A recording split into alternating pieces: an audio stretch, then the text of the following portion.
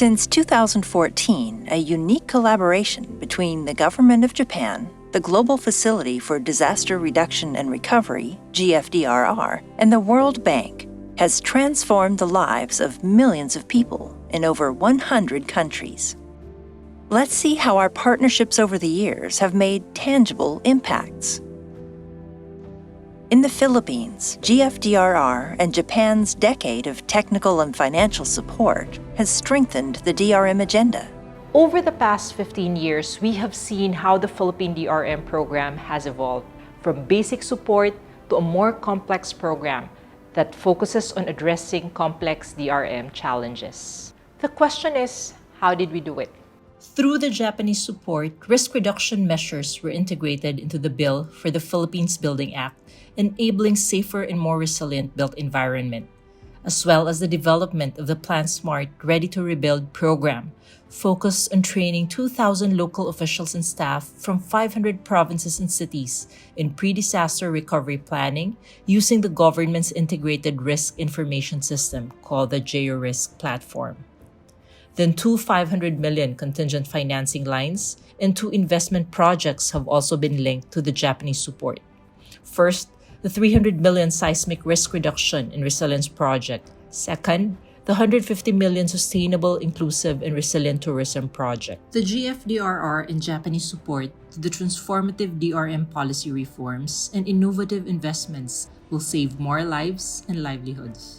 Similarly, the small island developing states, SIDS, are particularly vulnerable to climate risk. In Tonga, over nearly a decade, the Japan program and GFDRR grants have instituted financial protections and other support, including Japanese support for 2 emergency operations centers. The funding from Japan was particularly useful in supporting Component 1 of Tonga's Pacific Resilience Project, which is strengthening early warning and preparedness. Following the January 15, 2022 Hunga-Tonga-Hunga-Hapai volcanic eruption and tsunami, the emergency operation centres, which were already constructed and operational, were able to provide a decentralised approach for disaster response in the immediate aftermath of the volcano and tsunami.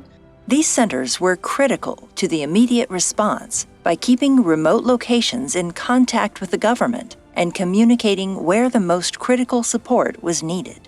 The transport sector, especially roads, is often the main infrastructure sector in SIDS and plays a vital role in their socio-economic development.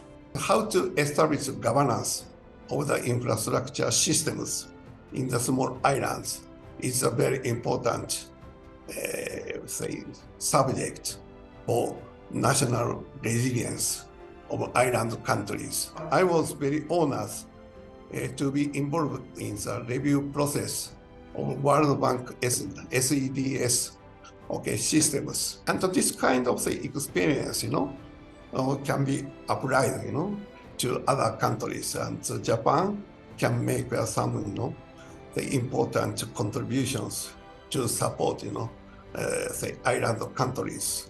Japanese support has transformed schools around the world. For the last decade, the GFDRR Safer Schools program has worked to improve the safety and resilience of school infrastructure. Using Japan's national school retrofitting program as the foundation, World Bank teams created 2 global flagship tools supporting operational grants in 25 countries. In Romania, a similar transformation is also underway. I do appreciate the initiative of the World Bank and the GFDRR. Japanese people has cultivated the sense of preparedness. And I hope today's workshop will be fruitful to everybody, especially Romanian people. The World Bank project is supporting the building a new comprehensive safe environment for the children.